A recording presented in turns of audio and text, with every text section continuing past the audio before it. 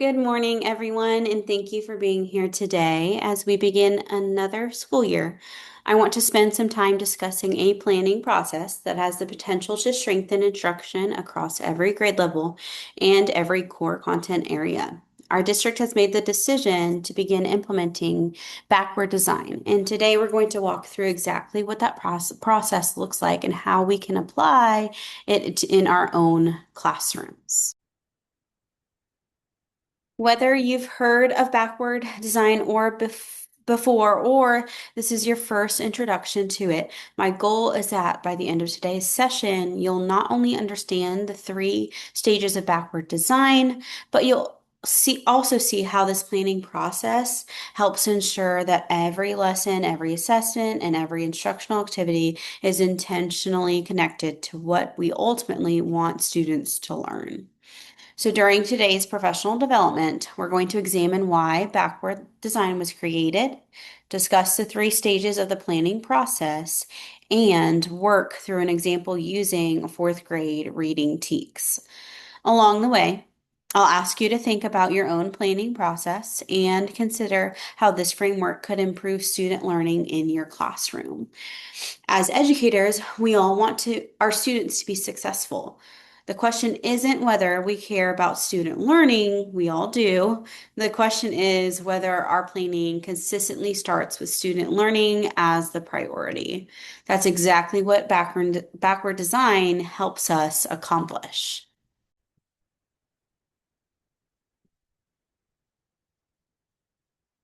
Okay, so let's begin by thinking about how lesson planning often happens. I want you to take a moment and reflect on your own planning process. When you're preparing for a new unit, where do you usually begin? Maybe you start with a favorite activity that students enjoy. Maybe you open the textbook to see what's next. Maybe you search online for engaging lesson ideas or browse through materials you've used successfully in previous years. All of those are common starting points, and many of us have planned that way at one time or another. The challenge, however, is that those approaches don't necessarily begin with the most important question. Instead of asking, what activity should I teach?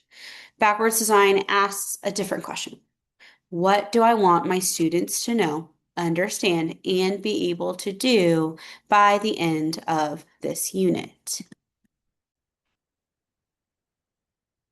Grant Wiggins and Jay McTighe, the developers of backward design, argue that effective instruction begins with the end in mind. They explain that curriculum should be designed from the learning we want students to achieve, rather than from the activities or resources we happen to enjoy using. Think about the difference between the two planning models shown on this slide. Traditional planning often follows this sequence. First, we choose activities, then we teach lessons, and finally, we create an assessment at the end to see what students learned. In many cases, the assessment becomes an afterthought. We hope that the activities prepared students for success, but we haven't intentionally designed instruction around the learning outcome. Backward design completely reverses that process. Instead, we begin by identifying our learning goals. Next, we determine what evidence will show us that students have mastered these goals. Only after those two steps are complete do we begin planning lessons and selecting instructional activities. One statement from Wiggins and McTighe really captures this idea. They write that teaching is a means to an end. In other words, the purpose of our instruction isn't simply to deliver lessons or complete activities. The purpose is to help students achieve meaningful learning. Every instructional decision should support that larger goal. When we start with the end in mind, our planning becomes much more intentional. Instead of asking, what am I teaching tomorrow? We're asking, what learning do I want students to demonstrate by the end of this unit? And what experience will help them get there? That shift in thinking is the foundation of backward design.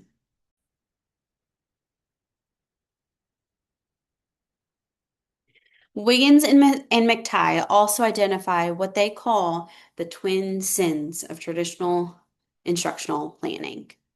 These are two common mistakes that can unintentionally limit student learning, even when teachers have the best intentions. The first is activity-oriented planning.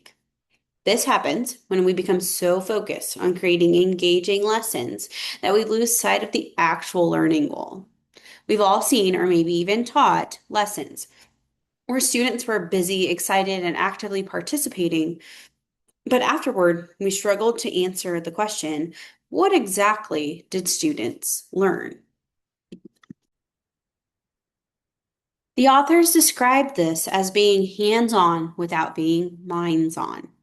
Students may complete projects, games, crafts, or other enjoyable activities, but if those experiences are not intentionally connected to the desired learning outcome, students may remember the activity while forgetting the important concept it was meant to teach. And the second sin is what they call coverage. So, coverage occurs when teachers feel pressured to move quickly through every chapter or every standard, trying to expose students to as much content as possible.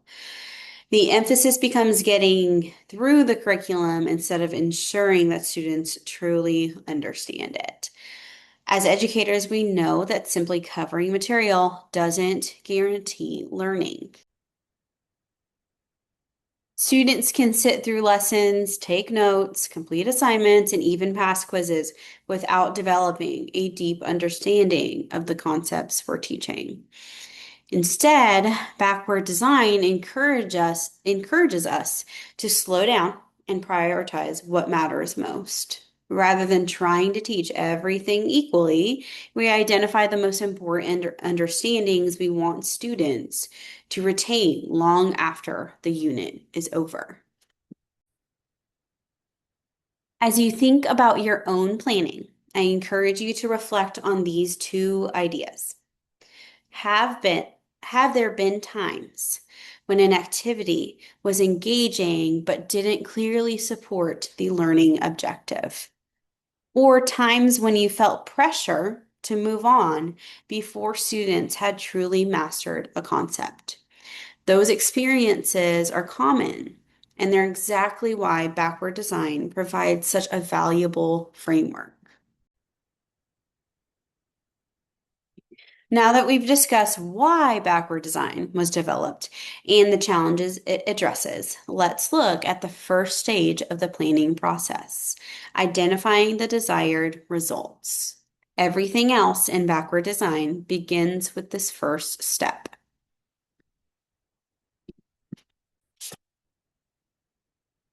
This stage is the foundation because every other decision we make comes from this step. So before we think about activities, resources, or even assessments, we first have to determine what we want students to learn. Wiggins and McTighe asked three important questions during this stage. What should students know? What should students understand? And what should students be able to do? These questions move us beyond simply covering content. They require us to think about the purpose behind what we teach. As teachers, we have many standards, concepts, and skills that we are responsible for teaching. However, we know that we cannot spend equal amounts of time on everything. Backward design requires us to identify the most important learning priorities and determine what understandings students should carry with them beyond the classroom. So, to demonstrate this process, we are going to use a fourth grade reading example. The TEKS we will focus on is TEKS 4.6F, which states that students will make inferences and use evidence to support understanding. When we first look at this standard, we need to unpack what students are actually expected to do. The goal is not simply for students to define the word inference or identify a definition on a worksheet. The deeper expectation is that students can use information from the text, Combine it with their own background knowledge and develop an understanding that the author may not directly state. So, when we identify our desired results, we can begin by asking, what should students know? Students should know what an inference is and understand that readers use clues from the text to develop ideas. What should students understand? Students should understand that strong readers do more than just read words on a page. They think about what the author is communicating and use evidence to support their thinking. What should students be able to do? Students should be able to make an inference, identify evidence from the text, and explain how that evidence supports their thinking. This process is important because it changes how we view standards. Ethics is not just something we need to teach and check off a list. A standard represents the learning we want students to demonstrate.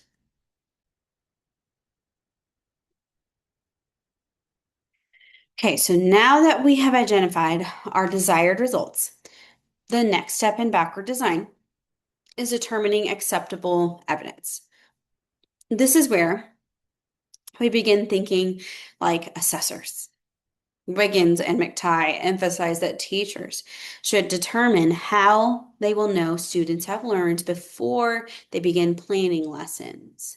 This may feel different from how we traditionally plan because many of us are used to teaching a unit and then creating an assessment at the end. However, backward design asks us to reverse that process. We begin by asking what evidence would demonstrate that students have truly achieved the learning goal. So let's return to our example with TEKS 4.6F on inferencing. So our desired result from stage one was that students would be able to make inferences and use evidence to support their understanding. Because that is our goal, our assessment needs to require students to actually demonstrate that skill. For this example, students would read a short passage and then respond to the question, what can you infer about the main character? Use two pieces of evidence from the text to support your answer. Notice that this assessment is directly connected to the standard. Students are not simply defining what an inference is or identifying a correct answer. They are applying the skill by making an inference, selecting evidence, and explaining their thinking. We can also provide students with clear success criteria. Students know they are successful when they make a logical inference, support their thinking with evidence from the text, and explain how that evidence connects to their idea. This is what Wiggins and McTighe mean when they encourage teachers to think like assessors. We are not asking, what test can I give at the end? Instead, we are asking, what evidence will prove that students achieved the learning goal? Once we know what successful learning looks like, we can intentionally design instruction that prepares students for that performance.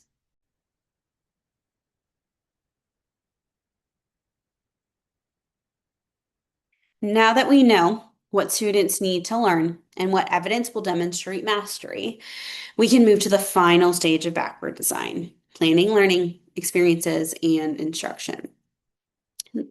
This is where many teachers naturally begin when planning. However, backward design reminds us that instruction is most effective when it is intentionally connected to a clear goal and assessment. The question we ask during this stage is, what experiences will help students develop the knowledge and skills needed to successfully demonstrate understanding? For our inference example, we know that students will eventually need to complete a written response requiring an inference and text evidence. Therefore, our lessons should provide repeated opportunities for students to practice those exact skills. The first lesson would focus on teacher modeling. The teacher uses a think aloud to demonstrate how strong readers make inferences. Students see the thinking process behind reading rather than only seeing the final answer. For example, a teacher might say, I noticed that the character grabbed an umbrella before leaving the house. I know umbrellas are used when it rains, so I can infer that the character thinks it may rain. The second lesson moves into guided practice. Students work with the teacher to complete an inference chart where they identify text clues, connect those clues with background knowledge, and develop an inference. The third lesson could provide a collaborative practice. So students work with partners to discuss questions such as what can we infer? What evidence supports our thinking? How do we know? These conversations allow students to practice explaining their reasoning. The fourth lesson allows students to apply the skill independently. Students complete a response similar to the final assessment so they can practice the exact type of thinking they will eventually demonstrate. Finally, students complete the assessment independently to show their understanding. The important connection here is that these lessons are not random activities. Each activity was selected because it prepares students for the evidence required in the assessment. This is the heart of backward design. The goal determines the assessment, and the assessment determines the instruction. Okay, now that we have walked through all three stages of backward design, I want to pause and highlight the most important idea from this process: alignment. Backward design is not three separate steps that teachers complete independently. Each stage is intentionally connected to the one before it. The desired results determine what students need to demonstrate. The assessment determines what evidence of learning we will look for, and the instruction prepares students to successfully demonstrate that learning. So let's take a look at our example with TEKS 4.6F.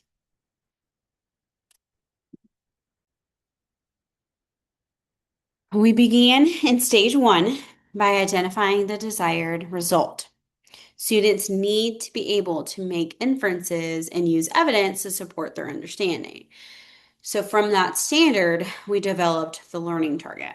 I can make an inference and support it with evidence from the text. Next, in stage two, we determined what evidence would show that students achieved that goal. We created an assessment where students read a passage, make an inference about the character, and support their thinking with evidence from the text. This assessment directly measures the skill identified in the TEKS. Finally, in stage three, we planned learning experiences that would prepare students for that assessment. Students first observe the teacher model the thinking process, then practiced with support, uh, is collaborated with peers, and eventually completed an independent response similar to the final assessment. So notice that every decision connects back to the original learning goal.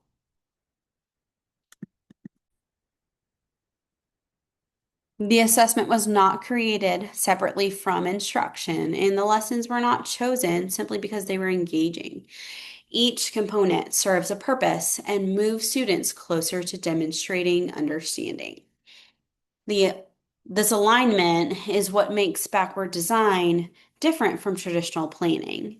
Instead of asking, what activity should I do? We begin by asking, what do students need to learn? How will they demonstrate that learning, and what experiences will help them get there?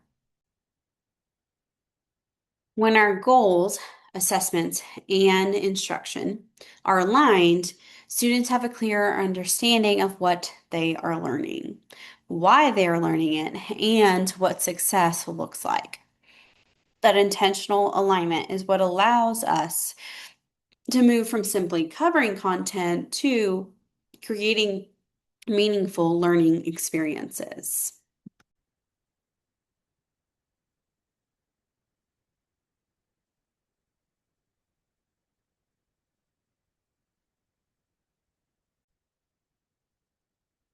Now, I want us to take a few minutes to apply this process to our own classrooms. Imagine that you are planning an upcoming unit. Instead of beginning with a textbook, chapter, a worksheet, or an activity you have used before, begin with the end in mind. Take a standard from your grade level and content area. First, identify the desired results. What should students know, understand, and be able to do by the end of the unit? Next, think like an assessor. What evidence would show that students have truly mastered the standard? What would students need to demonstrate, explain, create, or apply? And finally, begin brainstorming learning experiences. What lessons, strategies, and activities would prepare students for that assessment? As you work through this process, consider how it may feel different from your traditional planning approach. Many of us have become very skilled at creating engaging lessons. The goal of backward design is not to remove creativity or engaging activities. Instead, it helps us to make sure those activities have a clear purpose. An engaging activity becomes even more powerful when students understand why they are doing it and how it connects to their learning goal. So take a moment to discuss with a partner or your team, how is this planning process different from how you normally plan? What is one change you could make to begin incorporating backward design into your instruction?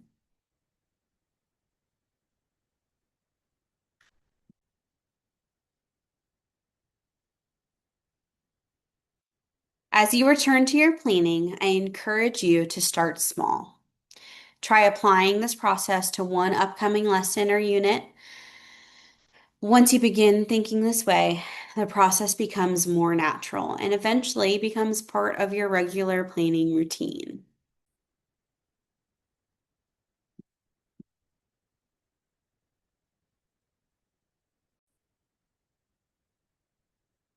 As we close our session, let's review why backward design is valuable for teachers and students.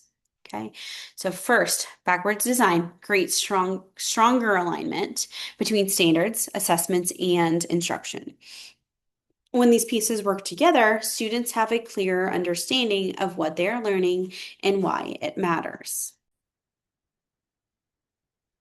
Second, backward design promotes deeper student understanding. Instead of focusing only on memorizing information or completing assignments, students are encouraged to apply knowledge, explain their thinking, and demonstrate understanding. Third, backward design helps teachers to create more meaningful assessments. Rather than relying on assessments that simply measure recall, teachers can develop assessments that provide evidence of whether students can apply the skills and concepts they have learned. Another benefit is that backward design helps eliminate unnecessary activities. This does not mean lessons cannot be creative, engaging, or hands-on. Instead, it means every activity should serve a purpose. Every activity should move students to closer to the desired learning outcome. And finally, backward design creates greater consistency across classrooms. When teachers collaborate around clear learning goals and evidence of mastery, students across a campus have stronger opportunities to experience meaningful learning. So ultimately, backward design is about intentionality. It asks us to be thoughtful about every instructional decision we make and to ensure that our time, resources, and energy are focused on what matters most, student learning.